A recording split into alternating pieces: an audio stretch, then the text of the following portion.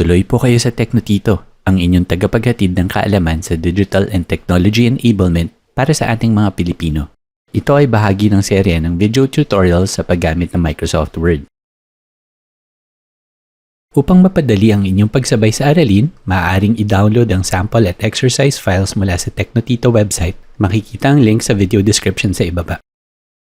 Sa aralin ito, aalamin natin ang mga sumusunod: pag-ayos ng structure ng document, paggamit ng styles, pag-customize ng styles, at mga benepisyo ng paggamit ng styles.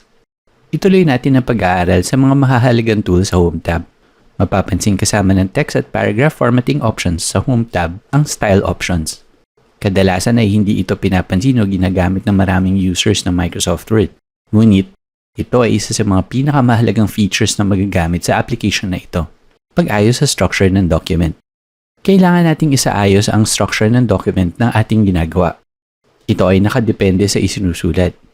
Halimbawa, kung titingnan natin ang isang libro, mapapansing binubuo ito ng mga parte tulad ng cover, title, copyright, table of contents, forward, at chapters. Ang report o article naman ay nahahati sa mga sections. Mayroong title, introduction, body, at conclusion. Ang body ay maaari ring hatiin batay sa subsections.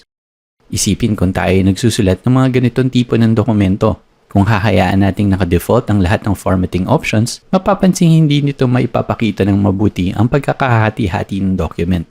Para ayusin ito, pwede nating ipakita ang pagkakaiba-iba ng mga sections gamit ang design features ng Word.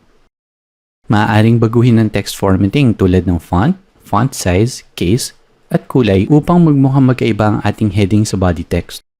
Ngunit, sa halip na gawing mano-mano ang pag-format at pag-style ng mga bahagi ng content, pwede nating gamitin ng styles para dito. Pwedeng markahan ang kada bahagi ayon sa parte o function nito sa document. Paggamit ng styles. Tingnan natin kung ano-ano ang mga default na estilo na available sa styles. Ang normal at ang no space ay gamit para sa body text. Ito ang gamit natin sa kahabaan ng ating content. Ang no space ay may line spacing value na 1 at walang dagdag na space sa dulo ng paragraph. Importanteng gamitin ng tamang headings dahil ito ang nagdidikta ng tamang pagkakahati-hati ng ating document. Sa simula, mapapansing heading 1 at heading 2 lang ang makikita sa listahan. Ngunit, kapag nakapagdagdag na tayo ng heading 1 at heading 2, kusang lalabas ang heading 3 and so on and so forth. Pwedeng magdagdag hanggang heading 9 ng Word. Ang strong at emphasis naman ay ang pag-apply ng bold at italic sa text gamit ang styles. Ito ay ginagamit para magbigay ng importansya o diin sa mga mahahalagang termino sa ating dokumento. Upang mag-assign ng styles, i-click lamang ang style na nais gamitin at mag-type. O kaya naman mag-select ng text at piliin ang style. Mapapansin kapag gumamit ng styles tulad ng heading o title at gumawa ng bagong linya gamit ang enter key, babalik sa normal style ang document. Para palitan naman ang style ng existing text content, ay iselect lamang ang text at i-click ang napiling style.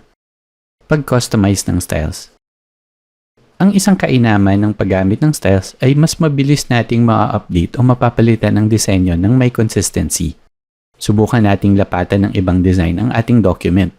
I-click lamang ang Design tab at pumili ng bagong theme, color o font.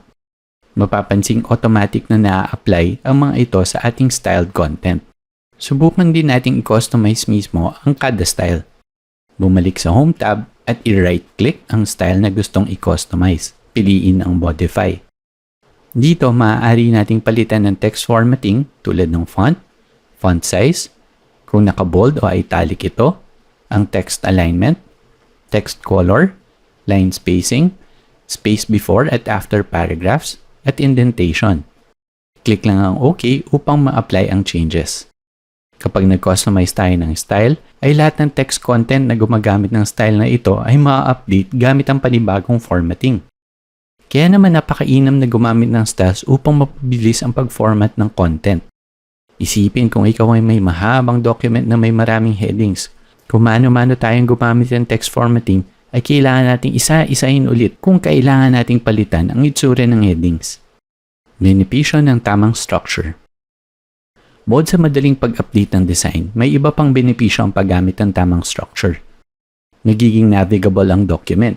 Magiging madaling maghanap ng impormasyon para sa babasa. Nagiging semantic din ang ating document, kung saan ay nabibigyang kahulugan ang bawat bahagi nito.